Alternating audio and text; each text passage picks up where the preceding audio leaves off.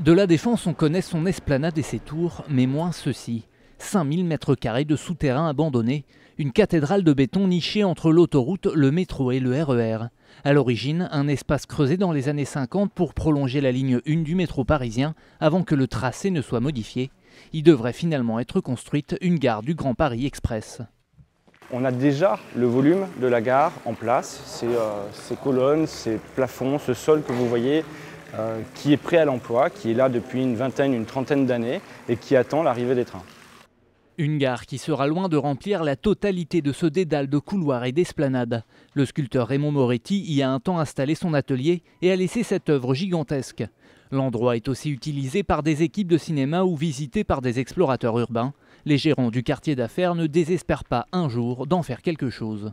L'idée, c'est de rechercher un montage qui permette d'en faire un espace un peu emblématique du site de la Défense, éventuellement et de préférence un espace événementiel qui accueille des expositions, des spectacles, pourquoi pas des concerts.